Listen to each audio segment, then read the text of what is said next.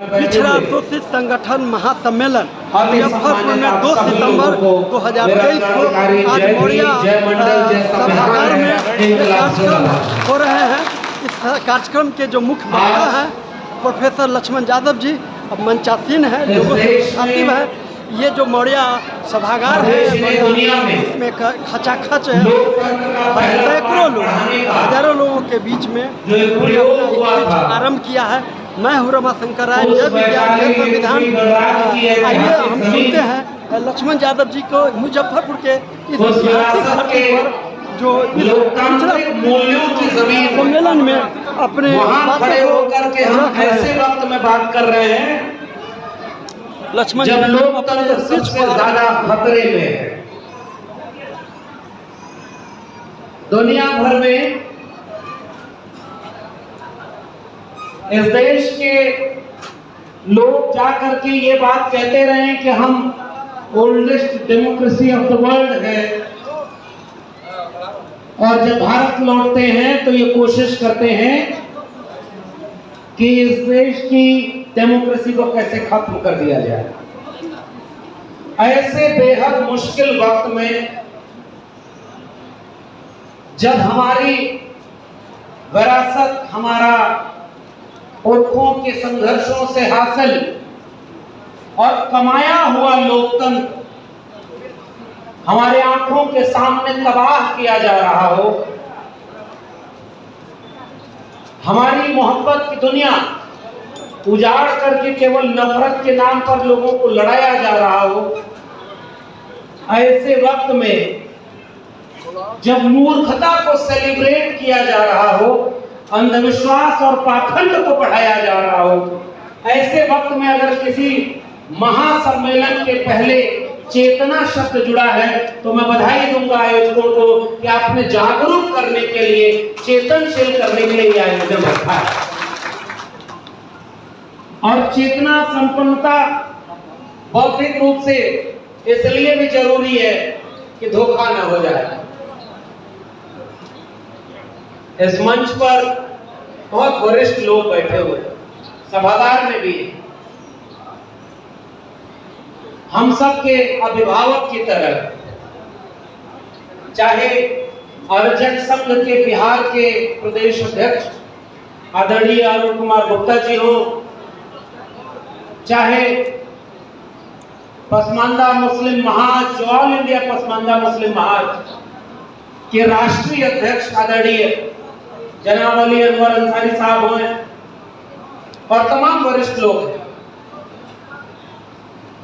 ऐसे सम्मेलनों में और ऐसे बड़े मंच पर जब हमारे जैसे बेहद सामान्य सी पृष्ठभूमि से आए हुए व्यक्ति को आप कोई इज्जत देते हैं, सम्मान देते हैं, तो एक शेर मुझे याद आता है कि सरबुलंदी का एक वजीफा है जो हमने अपने बुजुर्गों से सीखा है। सरबुलंदी का एक वजीफा है जो हमने बुजुर्गों से सीखा है। खुद को छोटा समझते रहिएगा, बड़ा बनने का यही तरीका। तो मैं इस मंच पर ऐसे बड़े लोगों के बीच में लक्ष्मण यादव लाइव है, वो बोल रहे हैं, लोगों की मुस्कुराहट आप देख सकते हैं। ये जादूगर सियाराम जी हैं, क्योंकि असल में सब लोग यहाँ ऐसे वरिष्ठ लोगों ने, और सभागार में भी ऐसे बहुत सारे लोग होंगे, और मैं अक्सर एक बात महसूस करता हूँ, बड़े रमाशंकर यादव जी हैं, उम्र नहीं होगी, काफी संख्या में ऐसे तमाम लोगों ने संघर्षों में खपा दी, तब जाकर के ये जगह बनी है जहाँ हम जैसे नौजवान खड़े होकर के कुछ बोल पाते हैं और अपनी बात कहते हैं। तो ये एक ऐसा खेत है जिसको जाने कितने लोगों ने मिलकर तैयार किया। इसके बाद में 25-30 हजार लोग देखेंगे। और ऐसी विरासत, ऐसी जड़ इस सरजमीन को जब हम ऐतिहासिक रूप से याद कर रहे हैं तो अपने एक वृक्ष की तरह, एक बड़ा बरगद से भी बड़ा वृक्ष जिसकी अनगिनत शाखाएं, उन शाखाओं के किसी कोने पर एक कमजोर पत्ते की तरह हम जैसे लोग आज जो भी हिलडोल पाते हैं वो इसलिए क्योंकि इस वृक्ष की जड़ें इतनी गहरी हैं कि तमाम आधियों के सामने भी डट कर खड़ी होती हैं, क्योंकि इस जड़ में सबसे मजबूती से, सबसे शुरुआत में अगर कोई सबसे बड़ा नाम है तो वो तथागत गौतम बुद्ध का है, और ये बुद्ध की जमीन है, इसलिए मैं अपनी जड़ों को याद कर रहा हूं। एक चीनी कहावत है और अलग अलग दुनिया भर की भाषाओं में अलग अलग तरह से समझाई और समझाई जाती है। इस कहावत से मैं जो बात कहना चाह रहा हूं आपके सामने रखा हूं। अलग अलग जगहों पर अलग अलग तरीके से है, लेकिन हमारे यहाँ बांस एक ऐसे वैज्ञानिक टर्म में कहें तो वो तो घास में आता है, लेकिन आप पौधा कह लें, कुछ भी कह लें, बांस समझते हैं। कहावत यह है कि जब उसे लगाया जाता है तो तकरीबन कई कई साल उसमें अंकुर भी नहीं आते हैं, और अगर अंकुर आते हैं तो वो बहुत धीरे धीरे बढ़ता है, और उसे लगाने वाले लोग फिर भी उसे खाद पानी देते रहते हैं। और कहा यह जाता है कि तकरीबन 5-6 साल के बाद वो जमीन के ऊपर बढ़ता हुआ दिखाई देना शुरू होता है। मगर जब जमीन के ऊपर बढ़ता हुआ शुरू होता है तो 4-6 दिनों में ही कई फुट की लंबाई अर्जित कर लेता है, और दुनिया का सबसे तेजी से बढ़ने वाला वही पेड़ है जो अपनी जड़ों को मजबूत करने में 6 साल लगा देता है। और ये कहावत मुझे तब याद आती है जब हम जैसे लोग किसी वैचारिक कार्यक्रम में अपनी जड़ों को निहार रहे होते हैं। हमारी जड़ें भी ऐसी ही गहरी, वो तथागत बुद्ध से शुरू हुई, आजीवन परंपरा से शुरू हुई और लंबी फहरिस्त है। और उस परंपरा में जाहिर सी बात है, कुछ लोगों ने एक जमीन तैयार की, फसल रोपी, मगर कुछ उसमें हिंसक जानवर उसी समय आकर उस फसल को रोंदते चले गए। मैं एक सवाल करना चाहता हूं कि तथागत बुद्ध के खिलाफ सबसे पहले जो लोग खड़े थे वो कौन लोग थे? और आप जानते हैं वो कौन लोग थे? वो यही के लोग थे जिनके वारिस आज कहते हैं कि गर्व से कहो कि तुम हिंदू हो। और मैं भी गर्व से कहना चाहता हूं तथागत बुद्ध के खिलाफ सबसे पहले जो लोग खड़े थे वो वही लोग थे जिनके वारिस आज सरकार में बैठकर इस देश को सांप्रदायिक बनाना चाहते हैं। शुरुआती हमला सबसे ज्यादा उन्हीं के लोगों ने किया, और बहुत सारे लोगों को मारा गया, इसलिए तो विचार को खत्म कर दिया गया, किताबों को जलाया गया। और जब जलाया जाता है किताबों को, दुनिया में सबसे बड़ा हमला अगर किसी के ऊपर होता है तो वो व्यक्तियों के मारने का नहीं, वो विचार के मारने का होता है। लेकिन वो विचार मरे नहीं, और वो विचार फिर से इस देश में पैदा हुआ जब इस देश में संत परंपरा का संत आंदोलन पैदा होता है। दोबारा एक लहलाती फसल, कबीर, रविदास, पलटू दादू, भेखा बुल्ले शाह, बाबा फरीद, गुरु नानक से होते हुई एक लंबी परंपरा चलती है। और वो परंपरा नारायण गुरु, बसवन्ना चोखा मेला से आगे बढ़ते हुए महात्मा ज्योतिराव गोविंदराव फूले, ईवी रामास्वामी नायकर पेरियार, महात्मा शाहू जी महाराज से होते हुए मैं बिहार की जमीन पर याद करना चाहता हूं, वैसे ही जैसे कोई शाख से कमजोर पत्ता अपनी जड़ों को याद करता है, बिहार की जमीन पर मैं जननायक कर्पूरी ठाकुर और शहीद बाबू जगदेव प्रसाद को याद करते हुए ये महसूस करता हूं कि मेरी वैचारिक जड़ों से मजबूत है। और इसलिए इसके पत्ते बार बार काटे जाने के बाद भी अंकुर निकल आते हैं। और जगदेव बाबू को याद कर रहा हूं, और मंच पर अरुण जी बैठे हुए हैं, तो हम अब उत्तर प्रदेश से आते हैं, वहां भी एक ऐसे ही विचारक महामना राम स्वरूप वर्मा जी हुए, और बिहार में बाबू जगदेव प्रसाद, दोनों ने मिल करके अर्जक संघ की नींव रखी। बिहार में 30-40 के आसपास त्रिवेणी संघ बना था। अब वो विषय जिस विषय से हमें मंडल कमीशन जाति जनगणना और संविधान पर अपनी बात करेंगे।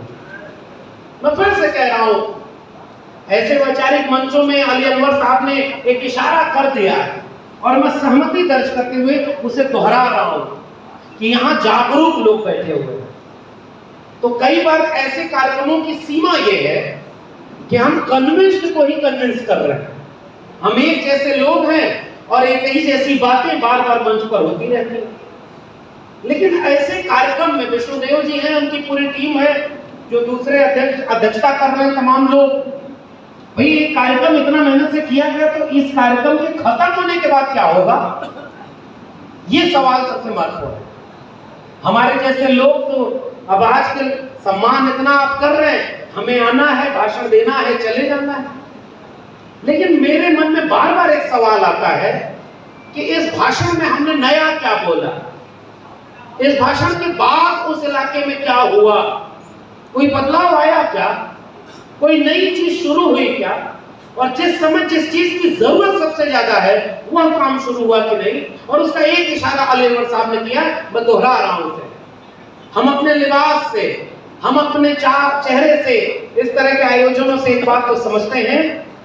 मैंने एक बार अपनी क्लास में अपने बच्चों के सामने एक बात कही कि जब किसान आंदोलन हो रहा था तो हमने अपने क्लास के विद्यार्थियों से पूछा दिल्ली यूनिवर्सिटी में, उन्होंने कहा कि हम आ नहीं सकते, आंदोलन चल रहा है, सड़क पर बैठ जाते हैं लोग, ये तो सब एंटी नेशनल है। आप समझ जाइए उनके मन में ये बात कहां से आई थी। तो हमने उनसे पूछा कि तुम पढ़ने कब आ पाते हो, तो बहुत सारी बातें हुई। मैंने कहा एक बात समझो, पढ़ने कब आ पाए जब पेट भरा हुआ। जिसका पेट भरा हुआ है वही पेट भर करके आपको पढ़ाने आ रहा है, और जिसका पेट भरा हुआ है वो पढ़ने आ रहा है। और जिसका पेट नहीं भर पा रहा है वो इसी उम्र में ठीक इसी वक्त कहीं सड़क पर पत्थर तोड़ रहा है, तो किसी होटल में मजदूरी कर रहा है, कोई खेत में काम कर रहा है, तो कोई महिला किसी घर में चौका बर्तन कर रही है। और ये जो बंटवारा है, इस बंटवारे की वजह से हम इस सम्मेलन को भी देखें। हमारा पेट भरा हुआ है, मैं यहाँ बोल रहा हूँ, आप यहाँ पर सुन रहे हैं, मगर इस सम्मेलन की सफलता तब होगी जब इस भरे पेट वाले जो विचार और कोई एजेंडा लेकर के निकले और उस तक पहुंचे जिसके घर में चूल्हा नहीं चल रहा है। अगर नहीं होता है तो इस कार्यक्रम का कोई मतलब नहीं, क्योंकि हम सारे लोग कन्विंस लोग बैठे हुए हैं। इस कार्यक्रम के बाद अगर हम गांव तक नहीं पहुंचे, जैसे एक मिसाल के तौर पर मैं एक जगह गया और मैंने कहा कि भारत का संविधान खतरे में है। उस सभा के आधे लोग हमसे पूछने लगे ये संविधान क्या होता है। उस दिन मुझे समझ में आया कि इस देश में क्रांति क्यों नहीं हुई, क्योंकि जो क्रांति करना चाह रहे थे उनकी भाषा ही अलग थी, उनको समझा ही नहीं पा रहे थे। जिनको क्रांति करनी है उनको क्रांति का एहसास ही नहीं हो पाया, इसलिए वो सारे मिशन आंदोलन के जो कारवा थे वो लुट गए।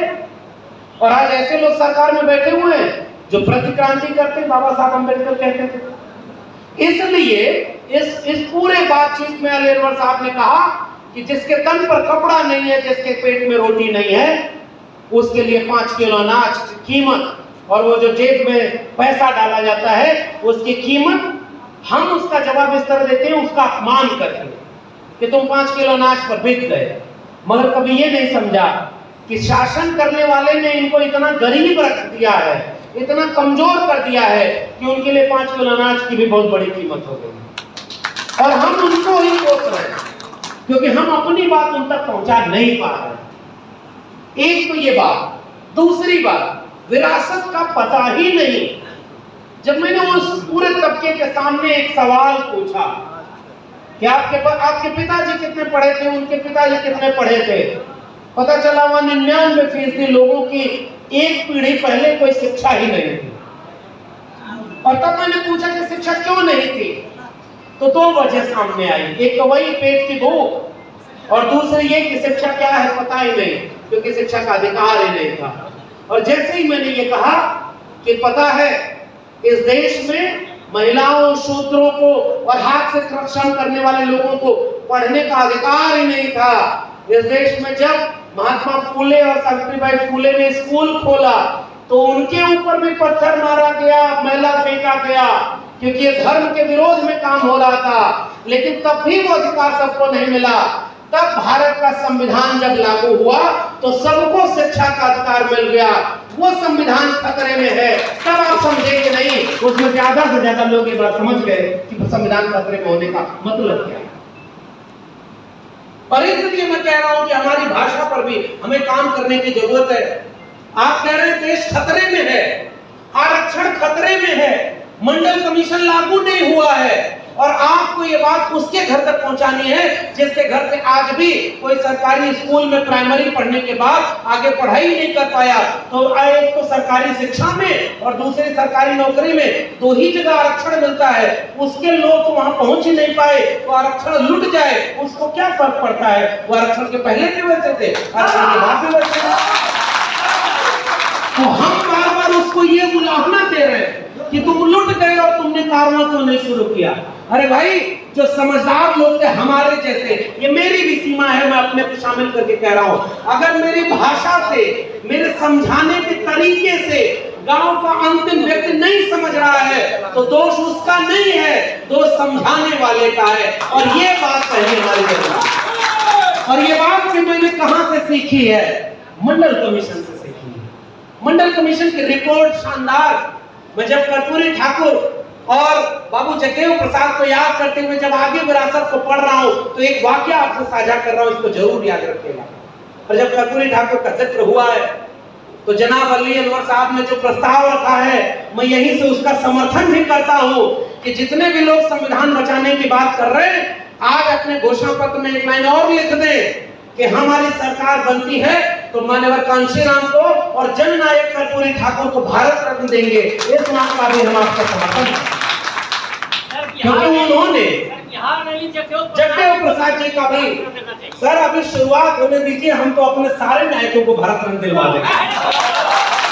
अभी तो बहुत लंबी विरासत है हमारी, और ये सहमत हो गए। और इसलिए मैं गुजारिश कर रहा हूं, इसी जगह पर माननीय बीपी मंडल साहब थे, बिंदेश्वरी प्रसाद मंडल, और मंडल साहब ने जो रिपोर्ट तैयार की, उस रिपोर्ट की बुनियाद में कुछ विरासत के मूल्य छिपे हुए।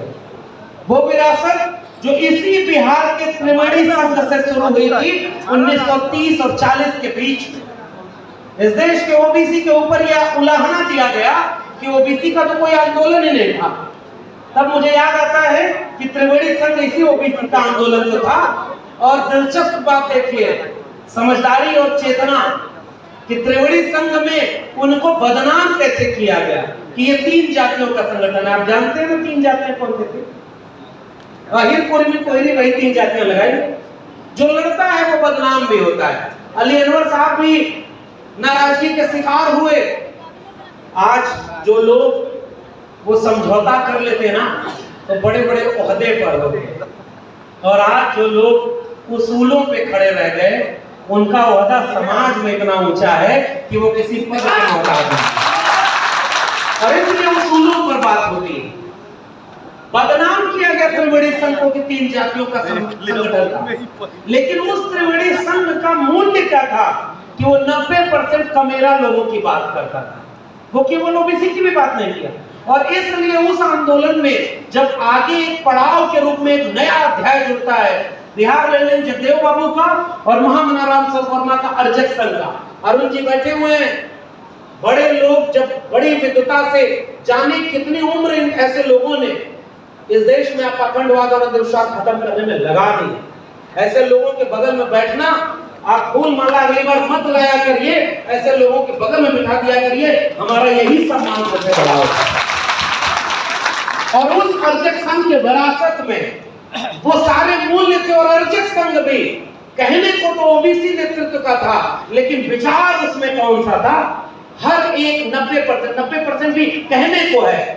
जो भी हाथ से श्रम करता है, जो भी वंचित शोषित है, जो कमेरा है, वो सब उसके दायरे में थे। उनकी मुक्ति वैज्ञानिक दृष्टिकोण, मानववाद और ब्राह्मणवाद से मुक्ति के आंदोलन का नाम था अर्जक संघ। ये विरासत हमारे आगे बढ़ती है। और उसके बाद जब मंडल कमीशन बना तो मंडल कमीशन ने कहा कि आजकल भी कुछ लोग बन गए हैं इस देश के प्रधानमंत्री, जब तक गुजरात के मुख्यमंत्री थे अपनी जाति याद नहीं आई। अली अनवर साहब तो नाम भी ले लिए, मैं तो नाम भी लेना उनका मुनासिब नहीं समझता। समझदार को इशारा ही काफी है।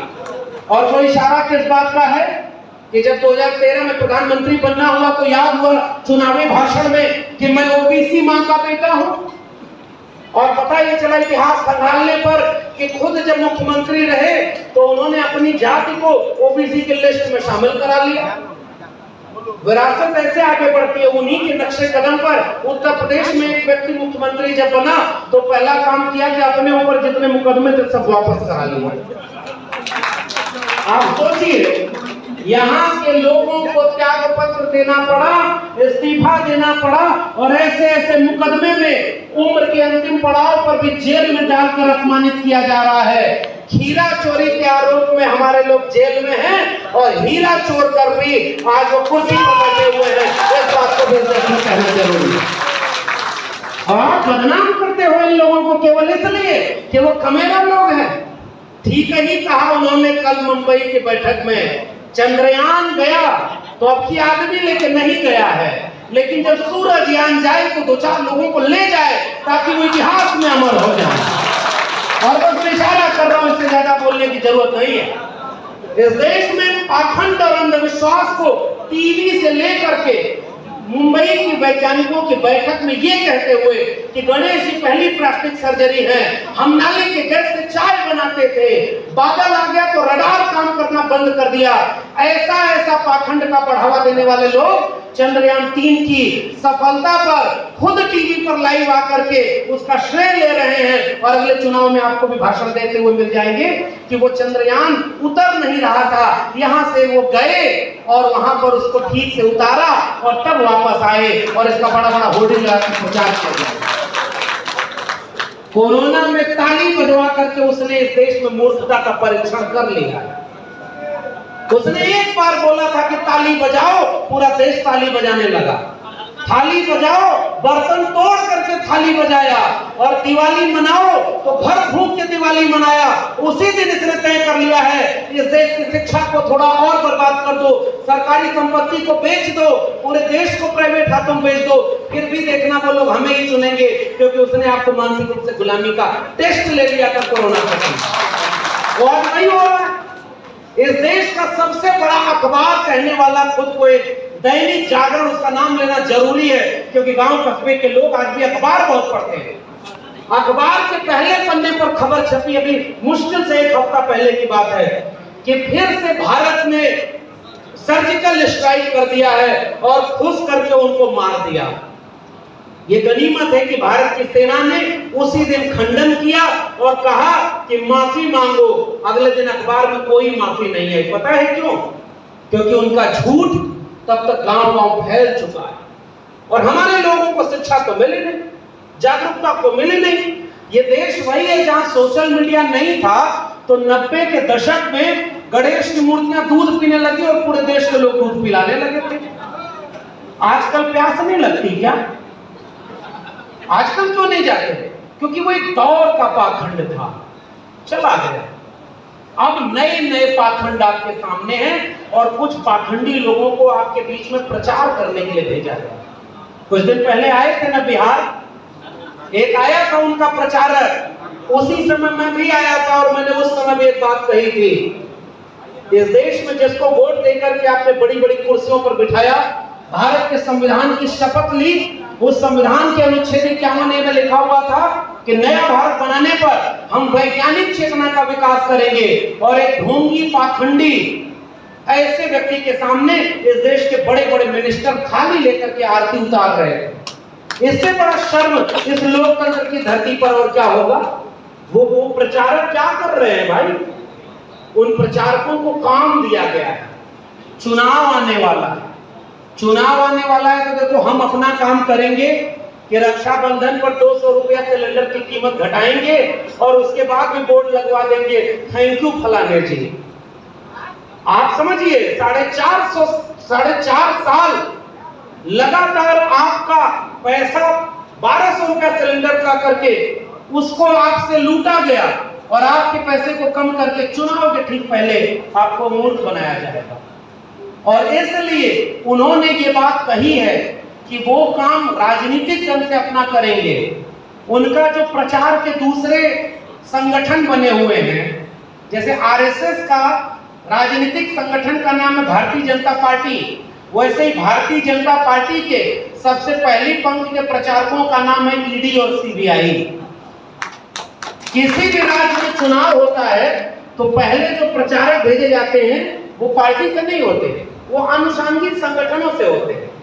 तो पहले ईडी भेजी जाती है, फिर सीबीआई जाती है, फिर उसके बाद दूसरा कोई संस्थान जाता है, उसके बाद कोई बाबा भेजा जाता है, जो बाबा अपने धर्म का प्रचार करते करते आखिरी में एक वाक्य बोलता है कि इस देश का संविधान बदलना है और इसे हिंदू राष्ट्र बनाना है। आप एक बात सोच कर देखें कि धर्म का प्रचार करने के लिए ऐसे बाबाओं को इजाजत भी वही भारत का संविधान देता है। अरे मूर्खों, अगर वो संविधान बदल दोगे तो किस अधिकार से अपने धर्म का प्रचार करोगे? ये भी बात उनको समझ नहीं आती। और ऐसे वक्त में जब इस देश का संविधान बदलने की बात की जा रही है, और सबसे बड़ा खतरा क्या है कि पहले ये बात कोई दोयम दर्जे का नेता बोला करता था, कोई बाबा बोला करता था। चंद दिनों पहले इस देश के चुने हुए प्रधानमंत्री के आर्थिक सलाहकार परिषद का सबसे प्रमुख व्यक्ति एक लेख लिखता है कि भारत का संविधान अब गैर जरूरी हो गया है और अब इस संविधान को बदल देना चाहिए। ये सबसे बड़ा खतरा है, क्योंकि ये क्लियर कह दिया कि वो अगली बार जीतेंगे तो भारत के संविधान को बदल देंगे। ये साफ उनका जो अगर कैबिनेट का आर्थिक सलाहकार जैसे सबसे बड़े ओहदे पर बैठा व्यक्ति अगर कोई लेख लिख रहा है तो क्या प्रधानमंत्री और नागपुर की सहमति के बिना वो लेख लिख सकता है? अरे जिसकी कैबिनेट में बड़े बड़े कैबिनेट मंत्री अपनी मर्जी से कोई अपना पीएस नहीं रख पाते, वो उतना बड़ा लेख लिख लेगा। इसका मतलब केवल ये है कि एजेंडा उनका तैयार है, उनका एजेंडा क्लियर है, वो इस देश के संविधान को बदलना चाहते हैं। मैं तो याद करता हूं अपने पुरखों को, बाबा साहब डॉक्टर भीमराव अंबेडकर जाने कितना मेहनत करके जिस संविधान से संतुष्ट भी वो नहीं थे अंततः, और उन्होंने कहा कि चेतावनी भी दे दी थी कि किसी भी देश का संविधान कितना भी अच्छा क्यों ना हो, अगर उसे लागू करने वाले लोग ठीक नहीं हुए तो वो कागज का पुलिंदा मात्र रह जाएगा। और अगर हमने राजनीतिक बराबरी दे दी और आर्थिक और सामाजिक बराबरी नहीं दी तो ये संविधान का कोई मतलब नहीं रहेगा।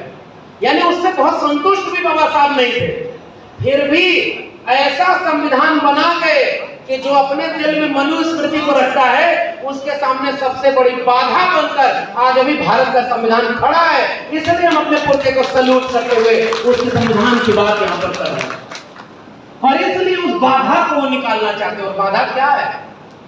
वही प्रस्तावना का लिखा हुआ न्याय, समता, बंधुता। और आपके पर्चे में जो लिखा है अनुच्छेद 15(4), अनुच्छेद 16(4) और अनुच्छेद 340, 3-4 आर्टिकल बचे। चुनाव हो रहा है, आप किसी को वोट दो, वोट उन्हीं को जा रहा है अगर गलत हो रहा है तो। कभी आपने देखा है कि कोई मशीन गलत वोट दे रही हो और किसी निर्दल प्रत्याशी को वोट जा रहा?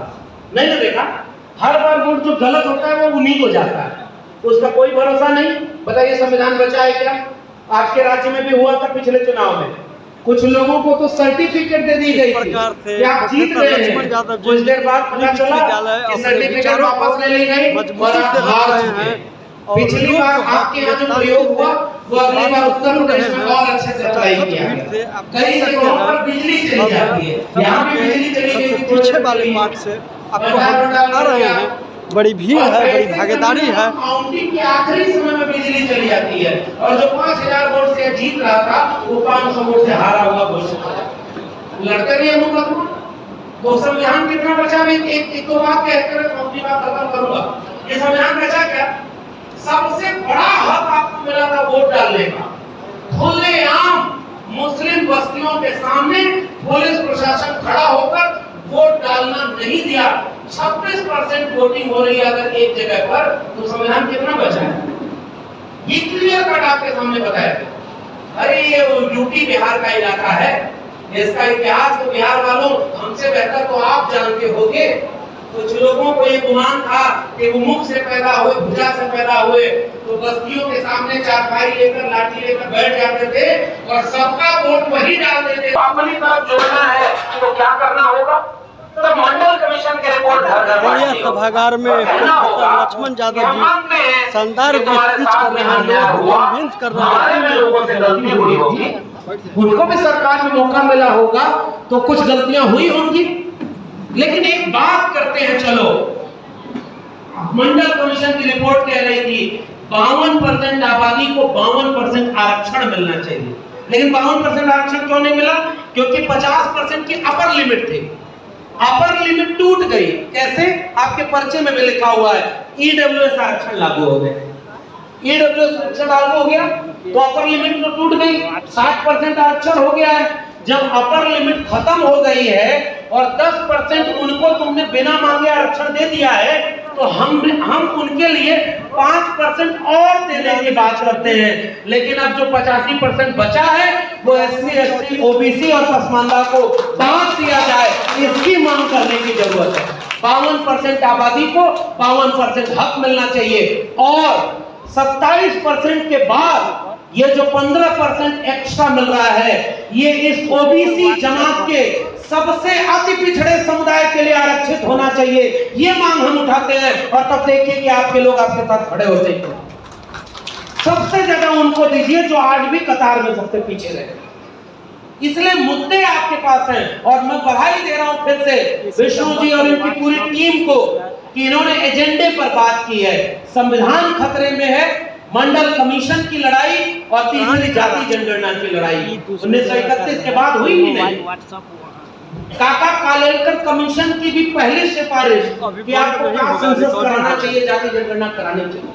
मंडल कमीशन की भी सिफारिश कि जाति जनगणना करानी चाहिए। इस देश में ओबीसी प्रधानमंत्री है और जाति जनगणना कराने के लिए कोई विशेष सत्र नहीं बुलाया जाएगा। वो तो जाति जनगणना का विरोध कर रहे हैं भाई। और बिहार वालों, आपसे बेहतर कौन जानता है? आपके यहाँ थोड़ी कोशिश की गई भाई। समाजवादी आंदोलन की पुरानी जमीन है तो थोड़ा थोड़ा असर दिखता है कि पढ़ाई, कमाई, दवाई, सिंचाई, सुनवाई पर जो सरकार बनी, मैं तो बधाई देता हूँ बिहार वालों, बड़ा धुआंधार वैकेंसी आपके यहाँ आ रही है और सब सरकारी नौकरी वाली आ रही है। एक काम तो कम से कम आगे हो रहा है। अब इसके दवाई वाला काम भी करना होगा। और एक काम का और बधाई देता हूं कि यहाँ इन लोगों ने तय कर दिया। और कमाल देखिए, वही बीजेपी यहाँ बैठ करके कहती है कि हम जाति जनगणना के समर्थन में है और दिल्ली पहुंचती है तो कहती है हम जाति जनगणना के विरोध में है। ये कैसा है भाई? एक स्टैंड लेना चाहिए ना यहाँ, क्योंकि बिहार की जमीन सामाजिक न्याय की जमीन है। इसलिए बिहार में अगर राजनीति मनुवादियों को भी करनी है तो पिछड़े को ही अध्यक्ष बनाकर जाति जनगणना का समर्थन करना होगा। ये आपकी ताकत है, इसलिए मैं आपको बधाई दे रहा हूं। लेकिन वो ताकत कमजोर मत होने दीजिए, क्योंकि पिछड़े को इसलिए प्रदेश अध्यक्ष बनाया जाता है क्योंकि जंगल की लकड़ियों को, कुल्हाड़ी को दिखाकर समझाया जा रहा है कि कुल्हाड़ी का साथ दो, क्योंकि कुल्हाड़ी में लगी बेल तो तुम्हारी जाति की है, तुम्हारी जाति की है। और जंगल की लकड़ियों ने कुल्हाड़ी का साथ दिया और कटते कटते फिर मौका ही नहीं बचा कि वो सब पहचान पाए। इसलिए वक्त बहुत हो गया है। मैं जानता हूँ कोई हनुमान बनेगा, कोई राम बनेगा, कोई कुछ बन रहा है आपके यहाँ। हमारे यहाँ आइए देखिए बुलडोजर चल रहा है और हमारे यहाँ भी कुछ लोग नाराज हो जा रहे हैं। घर में झगड़ा हो तो बाहर जाकर जहर नहीं पिया जाता, और हमारे लोग आपस में झगड़ा हो रहा है तो उनके साथ खड़े हो जा रहे हैं जो उनको भी बर्बाद करेंगे। लेकिन पहले जिसको बर्बाद करेंगे जो लड़ रहा है, तो जब इसको मार लेंगे तो फिर अगला नंबर उसका आएगा, सबका नंबर आएगा। मगर आज के झगड़े में हमने उनको अगर मजबूत कर दिया तो न संविधान बचेगा, न मंडल का कोई सिफारिश बचेगी, केवल बचेगा तो उनका राष्ट्र बचेगा जिसमें सब कुछ उनके हाथ में चला जाएगा। इसलिए मुजफ्फरपुर के लोगों, लोकतंत्र की सबसे पुरानी बुनियाद के लोगों, एक और काम करने की जरूरत है कि जाति जनगणना हो, चाहे उसके बाद मंडल की बात हो, सांप्रदायिकता के खिलाफ हमारी लड़ाई को मजबूत करने की बात है। सबसे जरूरी सवाल है, इस देश में हमारे नौजवानों के हाथ से शिक्षा छीन ली गई, रोजगार छीन लिया गया। अनपढ़ और कुपड़ भीड़ तैयार कर ली गई है और उसके हाथ में त्रिशूल और तलवार देकर के रोज सांप्रदायिक दंगे का माहौल बनाया जा रहा है। मणिपुर में निवृत्त की गई वो महिलाएं हमारी वरिष्ठ साथी जब बोल रही थी, मैं सैल्यूट करना चाहता हूँ। मीरा जी नाम, मीरा जी, इन्होंने एक बड़ी महत्वपूर्ण बात कही, मैं दोहराना इसलिए चाहता हूँ कि जब कोई खड़ा नहीं हुआ तो इन्होंने पोस्टर बैनर नहीं मिला तो अपने आंचल को ही अपना परचम बना करके मणिपुर की महिलाओं के साथ खड़े होने का काम किया था। मैं सलाम करता हूँ, यह भी बिहार में संभव है और इसलिए जाते जाते गुजारिश कर रहा हूँ, चारों तरफ आग लगा दी गई है और इस आग में सब जल रहे हैं। हम थोड़े से वे लोग हैं जिन पर अभी आंच महसूस नहीं हो रही है, इसलिए हम यहाँ खड़े हैं। जो जल रहा है वो इस समय कहीं और बैठा होगा, इसलिए जिम्मेदारी हमारे ऊपर ज्यादा है। त्रिशूल और तलवार का मुकाबला अगर कोई करेगा तो वो कलम और किताब ही कर सकती है। इसलिए जिनको मौका मिला है कलम और किताब पकड़ने का, समझने का, लिखने, पढ़ने, बोलने का और आगे लोगों को समझाने का, हमने लाभ लिया है मंडल कमीशन का, हमने लाभ लिया है भारत के संविधान का, हमने लाभ लिया है बिरसा, फूले, अंबेडकर, पेरियार के बलिदान का, हमने लाभ लिया है कर्पूरी ठाकुर की गालियों के और बाबू जगदेव प्रसाद के शहीद हो जाने के बाद बने हुए भारत का। तो हमारी जिम्मेदारी भी है कि उस विरासत को आग लगने से बचाना होगा, वरना ये आग हमसे एक सवाल करेगी कि आने वाले 25 साल बाद इस देश में ये नमूने लोग लोकसभा की चुनाव जीतने के लिए बड़े बड़े मंचों से कह रहे हैं 2047 में भारत ऐसा हो जाएगा, दुनिया की तीसरी अर्थव्यवस्था हो जाएगा। याद करना, घर घर पहुंचना, आप किसी को वोट दो, किसी पार्टी के हो, आपस का मतभेद भुलाकर मेरा मानना है एक गुजारिश जरूर कहना, आप किसी को वोट दो चलेगा, मगर उनको वोट मत दे देना जो संविधान को बदलकर इस देश में मनुस्मृति लागू करना चाहते हैं, और उसकी पहचान बताओ ताकि उनको पहचानने में हमारे लोग जगह जमीन गिरवी रख करके, कभी एक जमाने में लोग अपने बच्चों को पढ़ाया करते थे, गहने गिरवी रख करके माताओं ने बच्चों को शिक्षा दिलाई, जमीन गिरवी रख करके लोगों ने बच्चों को पढ़ाया, और आज 5 किलो अनाज पर गिरवी रख दिया अपने बच्चों की शिक्षा और रोजगार को। इसलिए हमें इस बात को लेकर चलना होगा, क्योंकि रोजगार, आप कल्पना करिए 80 करोड़ लोगों को अगर तुम 5 किलो अनाज दे रहे हो तो ये बताओ भारत में गरीबी बढ़ी कि अमीरी बढ़ी है? ऑक्सफैम की रिपोर्ट कर रही है 1% लोगों के पास 40% संपत्ति का कब्जा हो गया, 3% लोग 50% संपत्ति कब्जा किए हुए हैं और 90% लोगों को केवल 3-4% पर गुजारा करना पड़ रहा है। एक ऐसा भारत अब बनेगा जिसमें थोड़े से लोग बचेंगे, जिनको बैंक बेच दिया जाएगा, रेल बेच दिया जाएगा, शिक्षा बेच दी जाएगी, सब कुछ बेच दिया जाएगा, वही मनुस्मृति वाला भारत बचेगा और बाकी पूरा तबका मजदूर बनेगा, किसान भी नहीं बचेगा। मुझे प्रेमचंद की कहानी पूस की रात का हल्कू याद आता है कि वो जब किसान से मजदूर बन गया तो केवल इसलिए खुश हो गया कि अब मुझे ठंडी की रात में अपने खेत की पहरेदारी नहीं करनी पड़ेगी, मगर बाद में उस हल्कू को समझ में आया कि वो जमीन का टुकड़ा जब तक बचा था तब तक वो किसान था, और जब किसी मिल का मजदूर बन गया तो वो गुलाम बन गया है। उस गुलामी को हमारे सामने आने से रोकना होगा। इसलिए मुजफ्फरपुर के लोगों, आपने जो प्यार और सम्मान दिया है ये तो हमारे लिए नायाब तोहफा है, क्योंकि जहां मैं पढ़ाता हूँ वो मेरे खिलाफ कमेटी बनाए हुए हैं कि इसको नौकरी नहीं देने देंगे, इसकी नौकरी छीन लेंगे, ये जाकर हमारे खिलाफ बोलता है, इसको परमानेंट नहीं होने देंगे, क्योंकि आरएसएस से ट्रेनिंग लिए हुए उनके लोग वाइस चांसलर बन गए। अली अनवर साहब से भी बात हो रही थी, जिन्होंने अपने जमीन को गिरवी रख दिया उसको बड़े बड़े ओहदे मिल गए, मगर मैंने भी ये सोचा जब अपने विरासत को पढ़ा, और अरुण जी बैठे हुए उनके सामने कबूल करते हुए कह रहा हूँ, हम भी झुक गए होते अगर हम अपनी विरासत को नहीं पढ़े होते, मगर जब जब मुझे कबीर याद आते हैं, जब जब मुझे अरिजीत सिंह याद आता है, जब जब बाबू जगदेव प्रसाद याद आते हैं, जब जब रामस्वरूप वर्मा याद आते हैं, जब जब कर्पूरी ठाकुर याद आते हैं, तो लगता है कि ये सारे लोग अगर बिक गए होते तो हमारा तो वजूद ही नहीं होता। इसलिए हम खड़े रहेंगे और इन मनवादियों के खिलाफ आखिरी आखिरी दम तक लड़ाई लड़ेंगे केवल इसलिए क्योंकि जंगल में आग लगी तो एक चिड़िया अपनी चोंच से आग पर पानी डाल रही थी। इस कहानी के मजमून को गांव-गांव पहुंचाइएगा और लड़ने वालों की हिम्मत बनिएगा। जो इस कार्यक्रम को करने में 1-1 रुपया जुटाया हो या गांव में जाकर एक पर्चा, अभी अरुण साहब एक कैलेंडर बांट रहे थे, इस कैलेंडर को देखिए, उसमें विचार लिखा हुआ है। जो लड़े उसकी हिम्मत बनिए।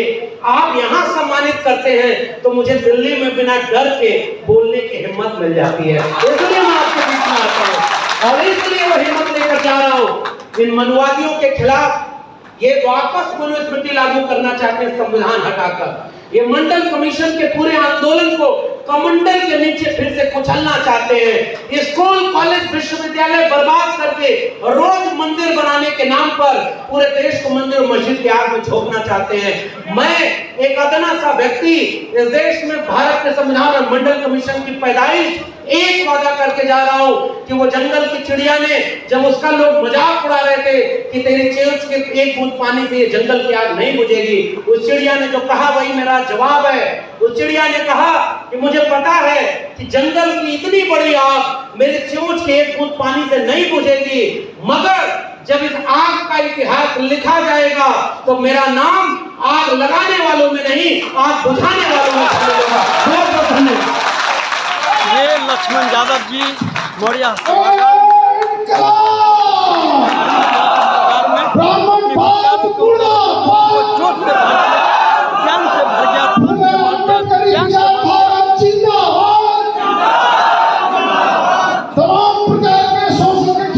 प्रकार ये कार्यक्रम जाने लगे। रमाशंकर राय, जय विज्ञान, जय संविधान, जय भारत। इस कार्यक्रम में भाग लेने वाले सभी लोगों के विचार को आगे बढ़ाएं, ले जाएं और आप लोगों को ज़्यादा से ज़्यादा बताएं और इस वीडियो को शेयर करें और उनको दिखाएं कि मुजफ्फरपुर की ऐतिहासिक धरती पर लक्ष्मण यादव जी, अली अनवर साहब जी, अर्चक संघ कार्यक्रम अभी चलेगा। आप सभी सम्मानित साथियों के निवेदन है बारी बारी से भोजन ग्रहण